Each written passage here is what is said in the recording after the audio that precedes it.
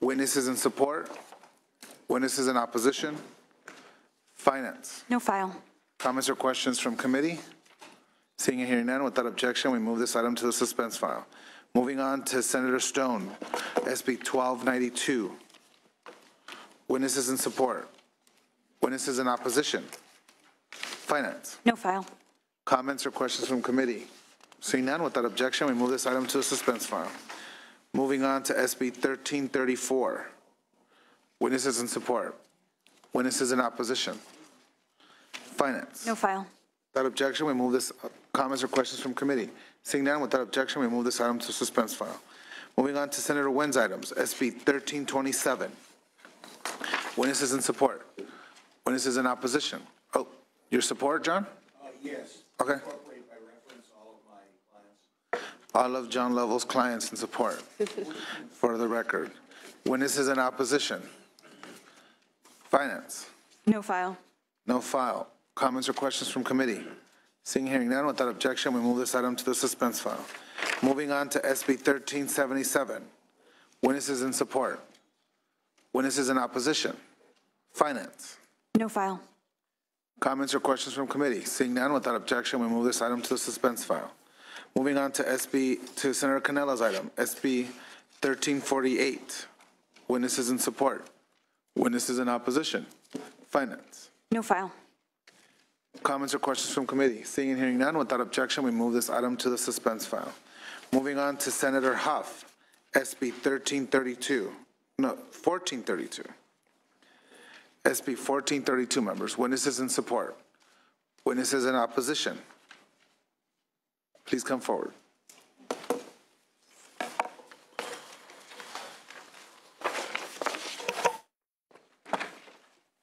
Good morning, Mr. Chair.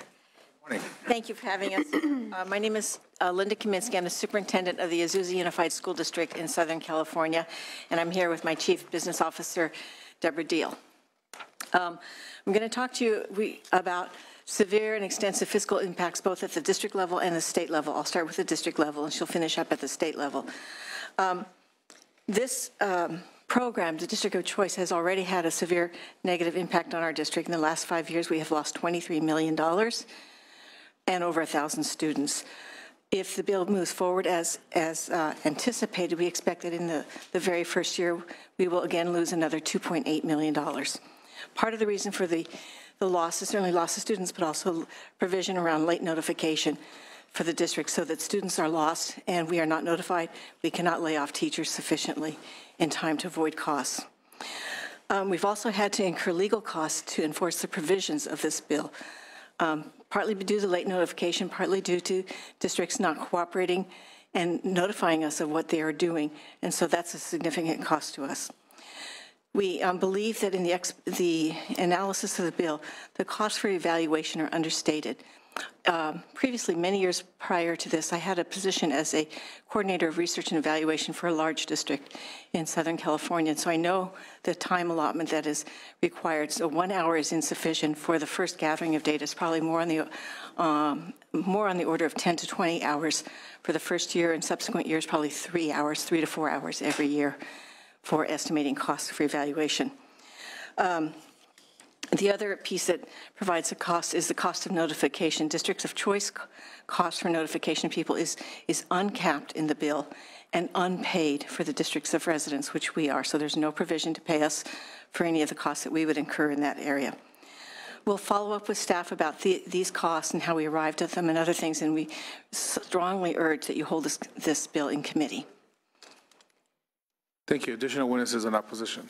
Yes, good morning. Good morning, committee members. My name is Deborah Deal, and I am the Chief Business Official for the Azusa Unified School District.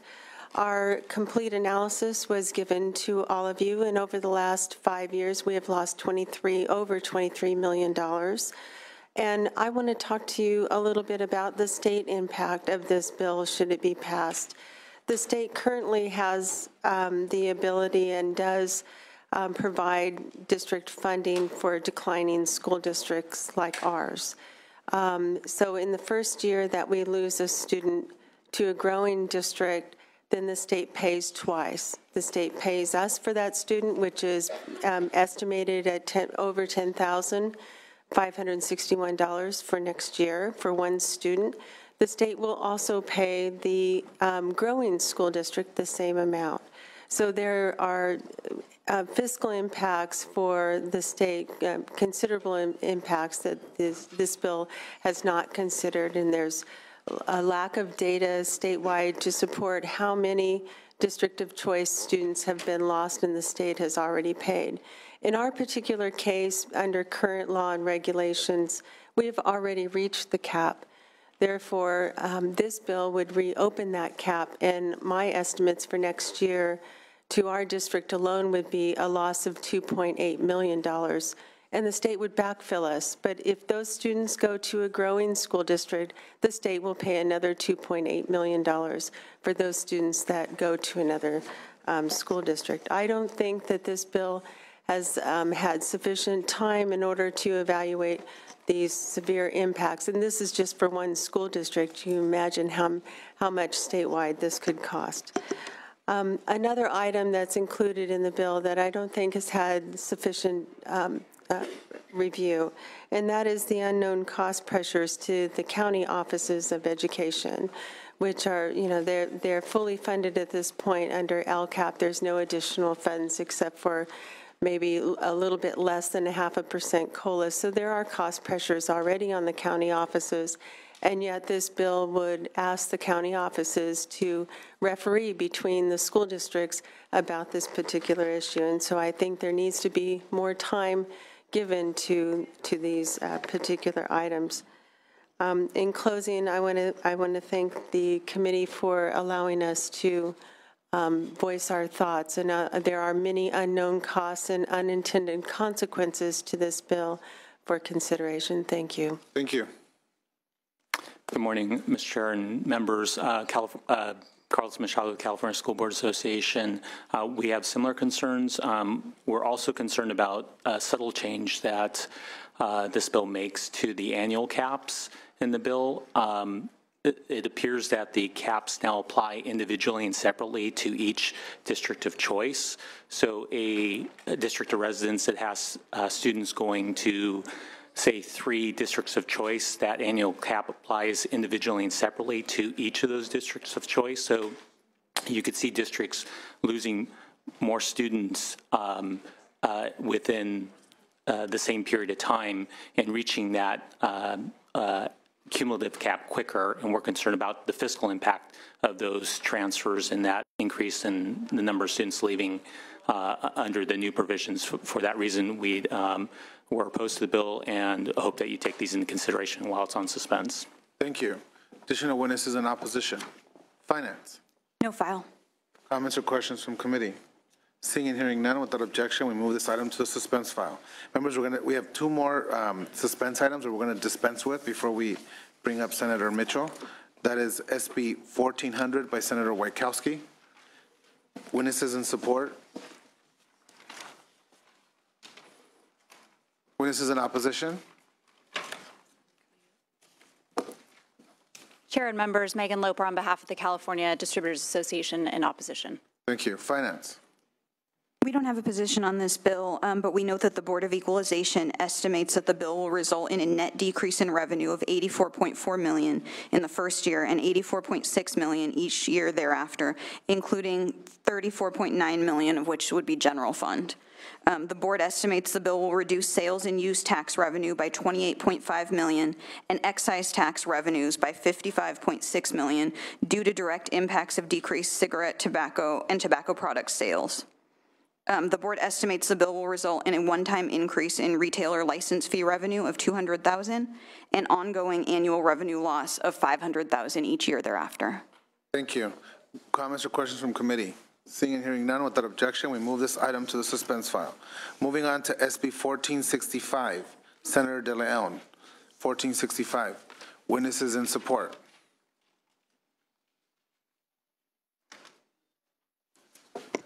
Thank you, Mr. Chair. Members, Christopher Castrillo on behalf of Los Angeles Mayor Eric Garcetti in support.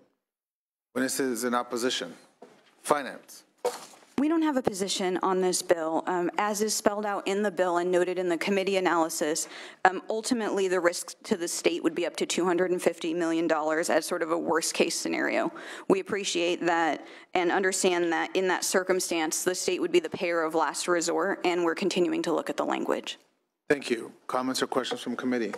Seeing and hearing none, without objection, we move this item to the suspense file. Senator Mitchell, welcome. Senator Mitchell has 2 items. We'll begin with SB 1001. Thank you very much, Mr. Chair, and good morning, colleagues. SB 1001 amends the Labor Code to explicitly state that it's an unlawful employment practice to request more or different documents than what is required by federal law as a prerequisite for employment. The bill also states that it's unlawful to deny documents that appear to be genuine or to attempt to re-verify or re-investigate an employee's authorization for work. And finally, the bill will also provide the Department of Labor Standards Enforcement the authority to investigate and enforce the prohibition against unfair immigration-related employment practices. The governor's January budget proposed an augmentation that supports the DIR's investigation of similar claims, helping to alleviate the cost of this bill. The claims process for SB 1001 would be similar to the E-Verify abuse claims process and current claims for document abuse under the retaliatory context, which currently fall under the Retaliation Complaint Investigation Unit of the department.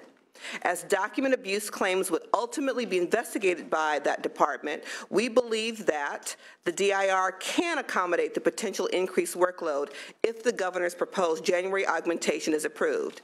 The bill is a cost-effective way to ensure that all Californians who have the legal authorization to work are not subjected to additional obstacles to employment once they provide acceptable documents that establish work authorization under federal law. I have 2 witnesses here with me today, Ron Coleman with the California Immigrant Policy Center and Jeanette Zanapatan with MALDEF. Did I say it wrong? Is that why you're laughing at me? Zanapatin. It's okay. You're rocking the shirt, though. I try hard, Mr. Chair. I try hard. Witnesses in support. Good morning, Chair and committee members. Jeanette Sanipatin on behalf of MALDEF, the Mexican American Legal Defense and Educational Fund. I'm here to testify in support of this bill. We definitely believe that the governor's January budget augmentation would help alleviate some of these costs, and these costs would be absorbable, as Senator Mitchell mentioned. But we also believe that this legislation is really important for California, considering that we are potentially going to add 1 million new members to the workforce should the Supreme Court decide this June or sooner that it will approve, or that the programs that the President Obama created in November 2014 will move forward, especially with regards to deferred action for parents of Americans and the expanded version of deferred action for childhood arrivals. As a state, we really need to be ready to integrate this workforce as soon as we can. We definitely believe that it is unfair that these discriminatory employment practice continue to impede and serve as obstacles for our workforce, and our job is to really get these folks as integrated as soon as possible into the economy. Thank you. Mr. Coleman. Good morning, Mr. Chair and members. Ronald Coleman, also here, proud to co-sponsor and support this important legislation to address discriminatory and unlawful practices that are impacting our immigrant population. In California, immigrants make up a third of our workforce and contribute just over 30% of the GDP. That's about $650 billion. Yet due to their status or perceived status, sometimes they are a target of these types of discriminatory practices that result in lost jobs.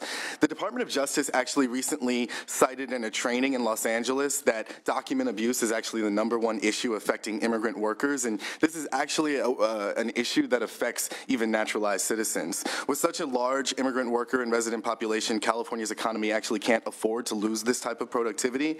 In recent years, immigrants have accounted for over a quarter of the total economic output in major metropolitan areas like LA, San Francisco, Riverside, and San Diego, and a strong economy relies on a robust and productive workforce, and we must ensure that employers are following following the laws and regulations that have been in place over the last 30 years. The Division of Labor Standards and Enforcement has already been trained in investigations of document abuse, given legislation that was signed in 2013 that prevents such actions when done in retaliation of a worker. And in addition, and as the Senator cited, the governor's proposed budget includes an augmentation that directly supports the capacity of the unit that currently investigates these types of complaints. The administration cites that the additional funding would not just reduce the backlog of these retaliation cases, but also reduce the potential for future backlogs that could occur.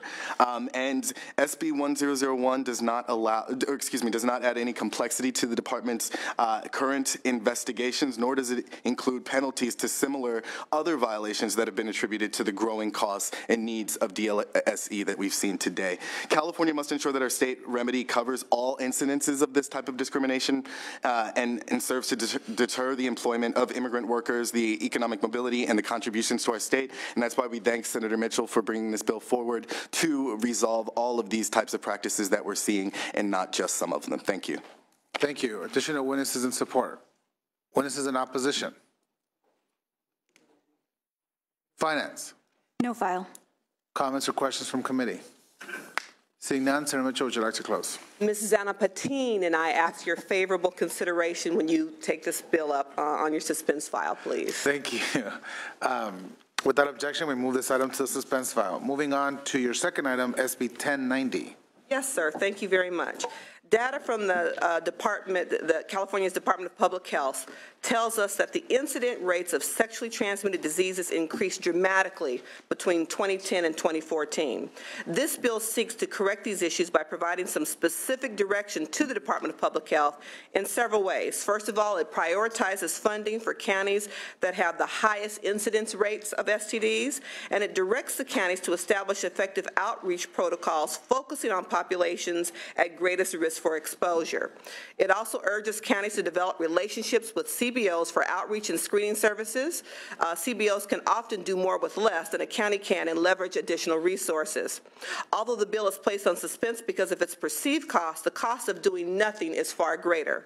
The National Coalition of STD Directors has stated that for every dollar we spend on prevention, we save $43 on direct STD treatment costs. That does not include indirect costs like lost productivity. The current dollars are stretched too thin to be effective, and we have proof by means of the skyrocketing STD rates across the state.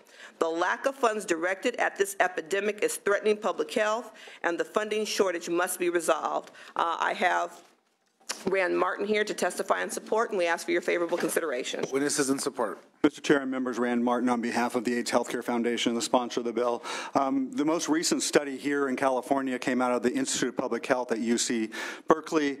They indicated that in 2005, which is the most recent data that they had information for, that there were 1.1 million new cases in that year alone among young people 15 to 24. The cost associated with that, the lifetime cost just for those people infected in that year is $1.1 billion. Half of that is HIV. The rest of it is 7 other cases. And those are based only on reported cases. The actual count is considerably underestimating the true incidence. The CDC further states that STIs place a significant burden on our healthcare systems, that STIs are preventable, and they reduce healthcare costs. California is now devoting $1.6 million to a population of 38 million Californians. That equates to 42 cents for every person for prevention purposes in that state. That's an astonishingly small amount of money, and we urge this passage of this bill to help expand on what the state does. There is also a concurrent budget request to the Budget Committee for additional funds as well. Thank you. Thank you. Additional witnesses in support.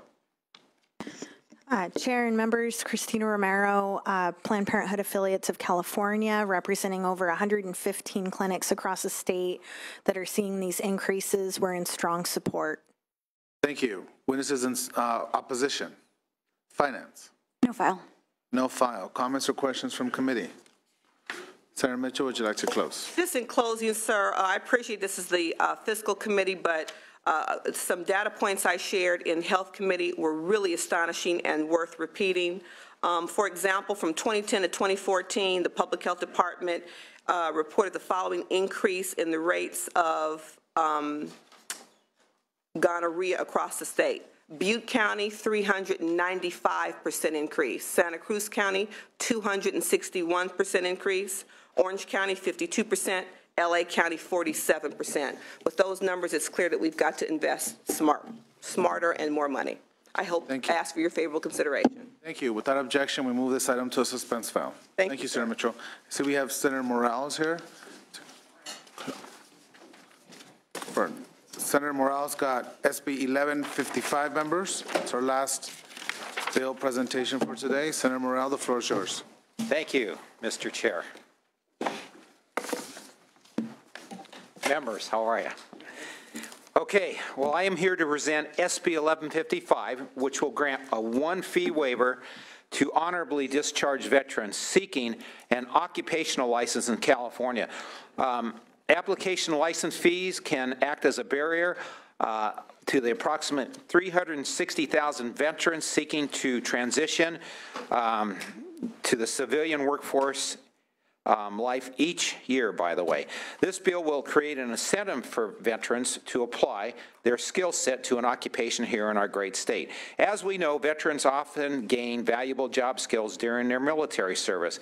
However, we have many young veterans in California, and that unemployment rate is 13.6%, which is unfortunately way too high. But with their job skills they've learned in the military, I believe we'll be able to bring more veterans into the workforce and grow our skilled labor market in California. And so we want to grow the economy here. I think all of us do. And so what happens specifically, SB 1155 will allow the boards and bureaus within the Department of Consumer Affairs to waive the first initial license and application fees for honorably discharged veterans. I want to also point out it will not, though, waive the exam fees or any renewal fees thereafter. Because SB 1155 acts as an incentive to work in California, loss of revenue will be made up by bringing in additional employees to the workforce. So here's what we do. Consider this. This is probably the most important thing I'd like you to hear. If we can decrease that rate of almost 14% unemployment by only 4%, which is almost still double the national average. So if we just knock it down 14 or 4%, what will happen as they apply for these licenses to the boards, what we did is the highest number of veteran applicants were for real estate licenses, nurses, contractors, physical therapists, and private security. And so what happens is if we just use that 4%, we get them back to work, and we took an average of those, what would happen is, of course, the first year, the Consumer Affairs, Department of Consumer Affairs is going to lose a little bit of money, but over the next 5 years, they'll gain $200,000 in license fees with just those particular fields of interest, not including anything else. Plus, if they, we average their income too, and that puts them in a 9.3% income tax bracket. So over the next 5 years, yeah, they would pay a little more than $5 million in taxes to the state of California. So it is a win for California. It's just the first year it's not a win, but over 5 years it's easy a win. We work very conservative on those numbers, very realistic, and we average them. And so in addition, according to the Los Angeles Homeless Services Authority, it costs an average of $2,897 to care for a homeless person in Los Angeles. So state and local governments would be able to save these funds. Multiple states already have passed similar legislation like this, and it's working very well for their states. And so I'd like to introduce Frank Huntington, Chairman of the Board of California Association of Licensed Investigators, to testify in support of SB 1155. Witnesses in support. Good morning, ladies and gentlemen. As the author said, Frank Huntington, Chairman of the Board of Cali, which is the largest private investigator association in the world. We are supporting this bill. Private investigators are licensed by the Bureau of Security and Investigative Services, an arm of DCA. Also, security guards are under that same arm. Although there may be a minimal fiscal impact at the beginning, we believe that down the road it will increase revenue to the Bureau, not only through renewal licensing fees, but also through increased employment and small businesses within the state. And we ask for your support. Thank you. Witnesses in support. Good morning. Thank you, Chair. Nushin Movasagi on behalf of the California Board of Accountants in support. Thank you. Witnesses in opposition. Finance. No file. Comments or questions from committee? Seeing and hearing none, Senator Morale, would you like to close? Yes, I would like to close. Thanks again for your time consideration of this. I just want to drill these numbers so you remember. Right now, their unemployment rate, again, is 13.6%. We knocked that down by only 4%, which I think is very realistic. And again, taking an average of some of the people who get these occupational licenses, they're going to, again, at a 9.3% tax rate in the state of California, you're going to pay over $5 million in taxes over 5 years, plus another $200,000 in renewal fees. So it is a win for us. It will be a win for our state. So with that, I ask for your consideration for a aye vote and get off the suspense file. Thank you. Thank you, Senator Morale. Without objection, we move this item to the suspense file. Okay. Have a good day. Thank you. Members, we're going to lift the calls on 2 items that we have, beginning with Senator Leiva's SB 1068. That's Senator Leiva's 1068. Secretary, please call the roll. The motion is due pass to the Senate floor. Nielsen? Nielsen, aye. 7-0, that item is out. The next item we have is SB 1455 by Senator Block. Secretary, please call the roll. The motion is due pass to the Senate floor. Bell? Mendoza? Aye. Mendoza, aye. Nielsen? Nielsen, aye. 6-0, that item is out. Members, before we conclude our appropriation meeting for today, I want to take a second to acknowledge Joe Shinstock, who's going to be leaving us to the Assembly after years of working on our the Republican fiscal shop. So I want to wish him well, although he's not going to go very far, but thank you for your years of service to the California Senate. Thank you. Senator Bates, I don't know if you want to say anything. I'm sad. For the record, Senator Bates is sad and she concurs. Thank you again. And I also want to take a second to welcome our newest member of our Appropriations Committee, is Senator Mike McGuire. Thank you, Senator McGuire, for being here. Thank you. With that, we conclude our Appropriations Committee for today. Thank you.